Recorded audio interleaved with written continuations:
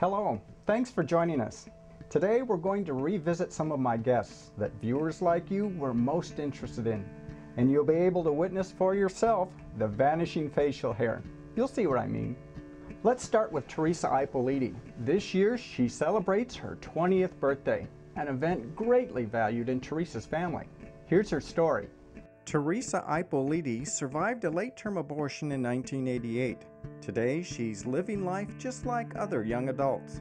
She holds a job, plays the piano, and takes tennis lessons.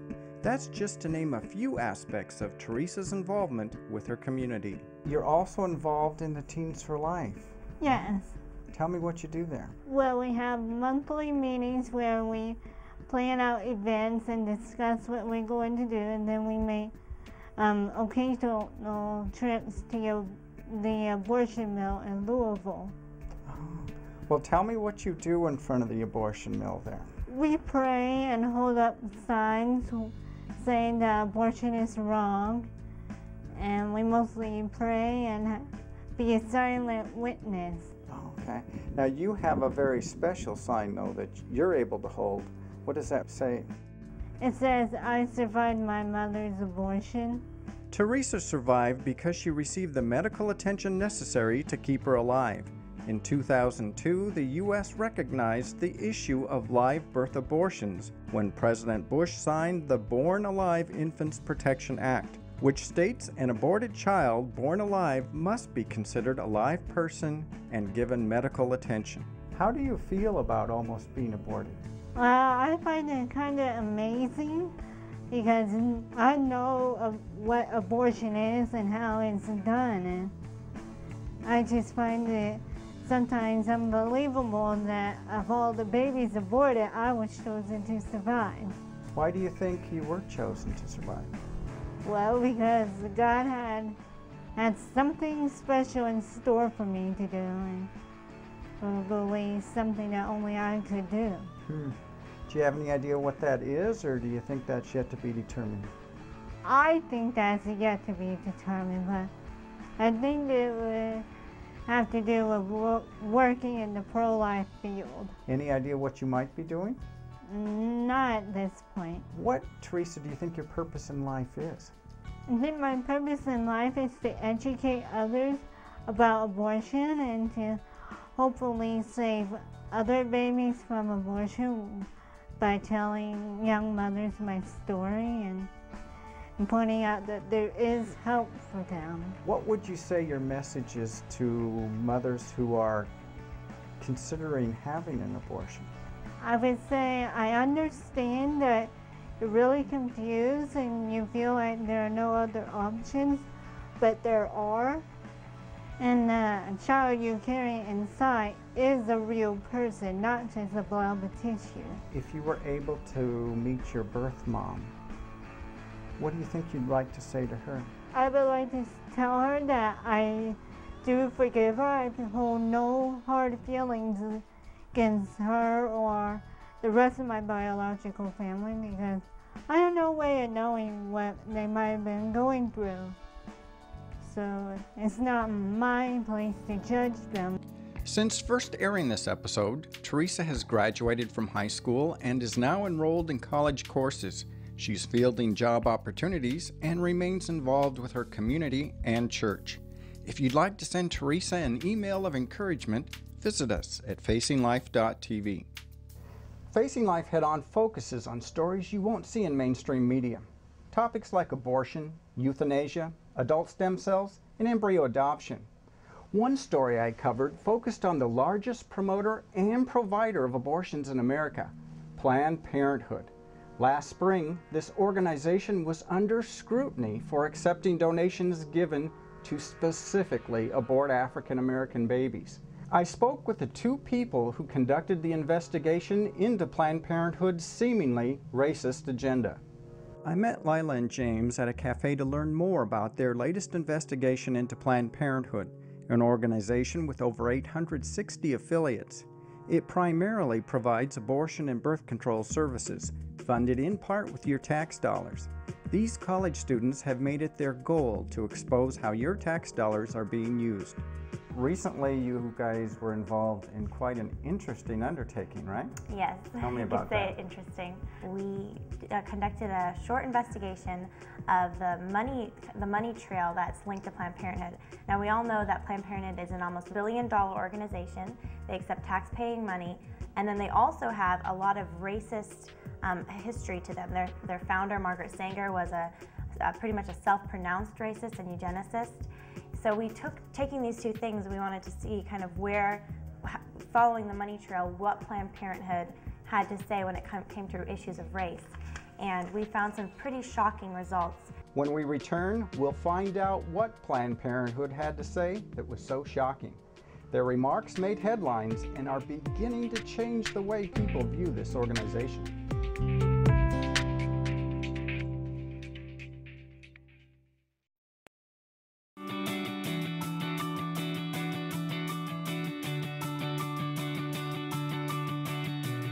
Whether you're a student needing answers, a parent needing help, or a concerned citizen wanting to make a difference, Life Issues Institute has the resources you need to put your values into action. Life Issues Institute is an international educational organization committed to protecting innocent human life. Life Issues Institute knows what it takes. That's why millions throughout the world turn here for help. Life Issues Institute has authored more pro-life publications than any other entity in the world, and its materials are printed in over 30 languages. Radio broadcasts, newsletters, and a website filled to the brim with the answers you're looking for are just a click away. Go to facinglife.tv and click on the link to Life Issues Institute to find out more about how you can change the heart of a nation.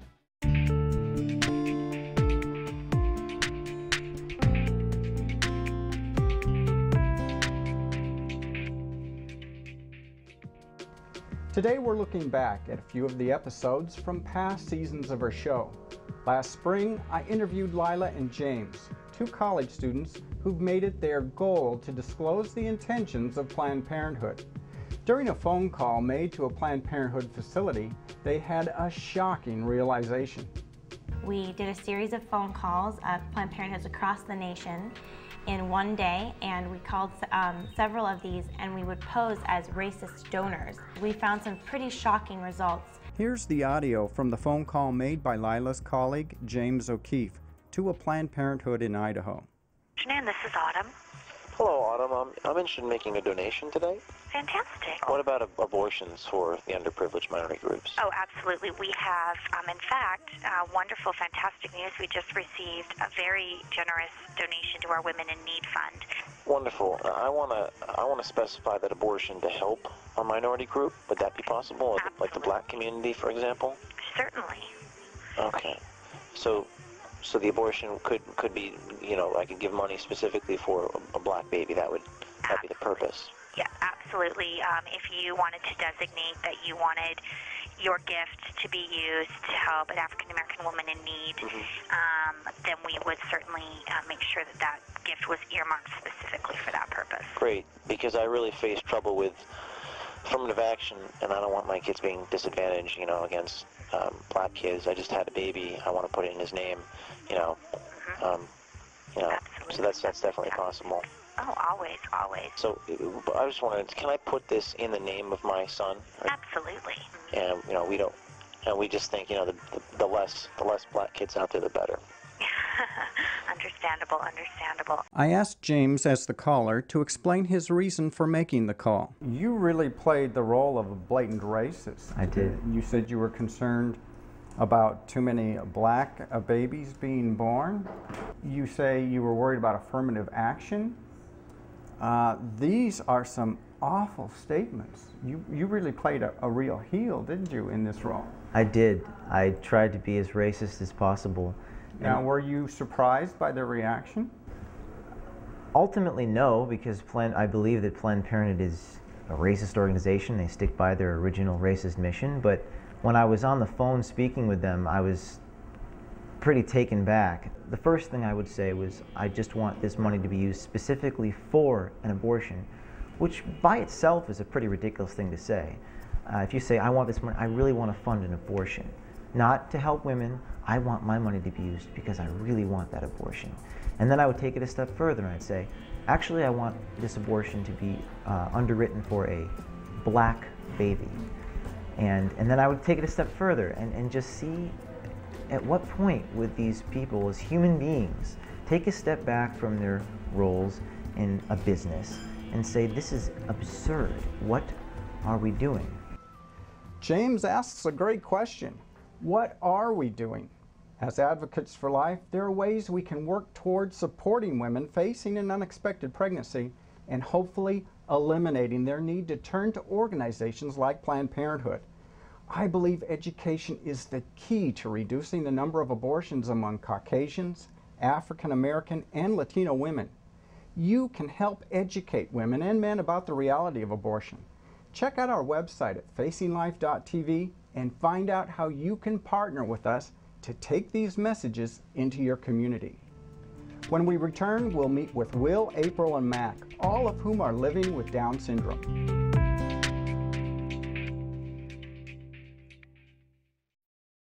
Thank you for inviting us into your home. Each week we feature real people who deal with real-life issues head-on. Some of their experiences are uplifting, while others will break your heart. But in the end, the message is clear.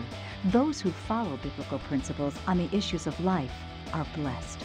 Become a partner with us in providing a positive, life-affirming message to help change the way the next generation values innocent human life. Please consider a generous gift to help offset the costs of producing this important quality programming. You can donate on our secure website at facinglife.tv or by calling the phone number on your screen during normal business hours. Together, we can make a real difference for life.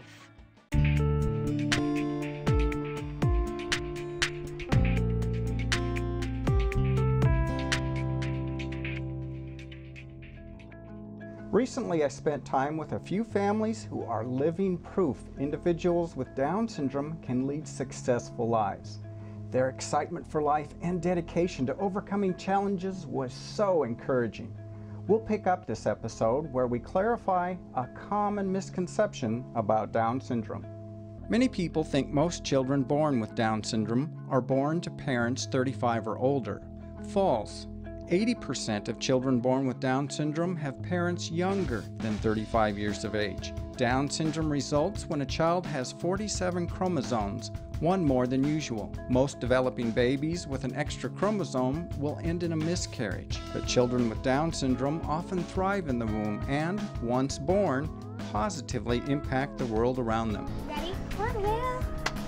Ready? Want to slide down the slide? Yeah. Let's slide down the slide. Okay, big 1, 2, 3. He's the go along with everybody else, but heavily involved with the gymnastics because his sisters are competitive gymnasts. Our oldest Charlie swims year-round, and he does that also. And he's the big cheese in his Sunday school classroom. And we have some groups that he goes to, some learning crafty group things, and he does a lot. He has a lot of friends, a little network, and school's a big thing to him. In recent years, children like Will are flourishing in the classroom. Inclusion into mainstream education as early as kindergarten is proving to be beneficial as they grow and mature into adults. After spending time with Will, I had an opportunity to visit Mac and April, two young adults living with Down syndrome. There's a lot of potential in each of us. That's evident in the lives of these extraordinary individuals living with an adversity. One person's life can positively impact so many others, only if given the opportunity.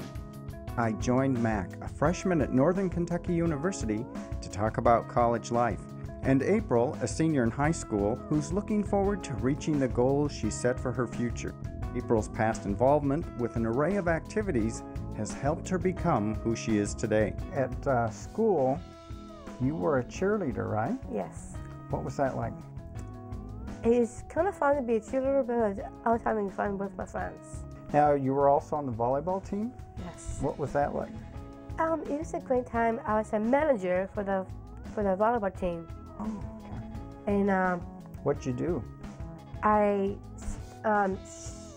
track balls, and I help them get some water bottles for them. And I help them get towels for them. I'm always cheering them on. And I went all the way to the States in the championship games, and so we won. Now you've also participated in the Special Olympics? Yes. What did you do there? I won some medals. So I came in second in freestyle, and I came in third for the backstroke, but really I don't like backstroke because it's so hard doing a backstroke. So you like to swim? I like to swim. What's it like to be a senior in high school? Sometimes it's hard to be a senior because a senior is time to move on. I don't want to leave school because it's so scared to move on. Well, it's kind of a scary time for all seniors, isn't it? Because it means big change in your life. Yeah. Now, do you have any plans for the summer? Yes, I do. My plans is I want to go to college for Xavier for a couple of classes, and I want to get a job. What kind of classes are you thinking of taking at Xavier? I might gonna take like reading, or probably more math, and probably more probably science. I love science, and I want to take like biology, and that's it. Moving on to college is more attainable than it's ever been for young adults with Down syndrome. Mac, a college freshman, filled me in on all his activities. He is one of a growing number of students enrolled in college courses nationwide. His desire to successfully assimilate into society is just like other kids his age. Well, now that you're a college man, tell me what you like about people. I like people. I like to hang with them. And to go out place, like see movies. Yeah. Maybe shopping or bowling. Just kind of hanging out. Huh? Yeah. You're working part-time also, right? Where you work at Kroger. What do you do there? I do some baking, and I do some cards too, and clean the floor up. Yeah. Employment of young adults with Down syndrome is on the rise. Teresa works for the Down Syndrome Association of Greater Cincinnati and specializes in adult matters. Would you say there's a problem with employers offering jobs to adults with Down syndrome? I wouldn't state it as a problem. I would say that it's a very positive thing for employers to employ adults with Down syndrome. They can be incredibly reliable employees. They'll show up every day on time, ready to work. They may require a bit of additional training, but once you've taken the time, you just see it as an investment. They're going to be happy to be there. They're going to be loyal employees. And once they're given the chance, they can really shine. When we return, we'll find out how Jaki's own stem cells are helping to move her forward.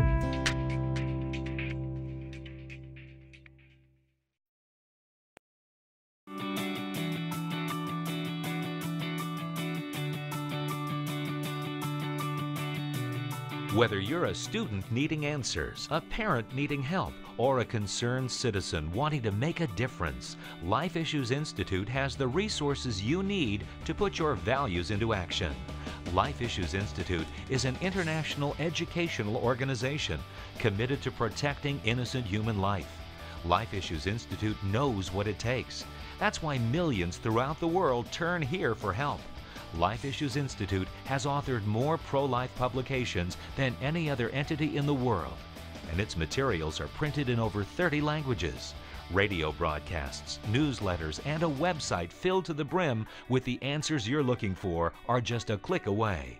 Go to facinglife.tv and click on the link to Life Issues Institute to find out more about how you can change the heart of a nation.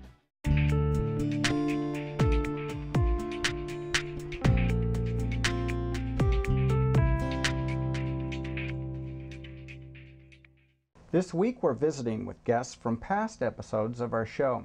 Let's go back to season 1 when we met Jaki Rabon. Jaki was a senior in high school when she and friends were in a car accident. Jaki was thrown 100 feet from the car and left paralyzed from the waist down. She was told she'd never walk again. But her very own stem cells changed that prognosis. We pick up on her story at the time she began her journey to Portugal for adult stem cell surgery. Jaki had a long road ahead of her. Before she could have the surgery, she'd first need to raise $50,000. That took a year of fundraisers, car washes, benefit walks, golf outings, anything to get Jaki to Portugal. Finally, in October 2005, she arrived and was placed under the care of Dr. Carlos Lima, the leading pioneer of experimental surgery. He was one of the few neurologists worldwide who perform it. What exactly did the doctors do during the surgical procedure? The first thing they did was they put a tube up my nose to take out the stem cell, which is right between my eyes, and they took that out, and then they had to open my back up about six inches, and then they took the stem cells that they got from between my nose and injected that into the area that I had hurt. So they put that in there, and then they just sewed me back up. That's basically what they were doing. As Jaki recovered, the hope was that the stem cells would do just what Dr. Lima's team of researchers learned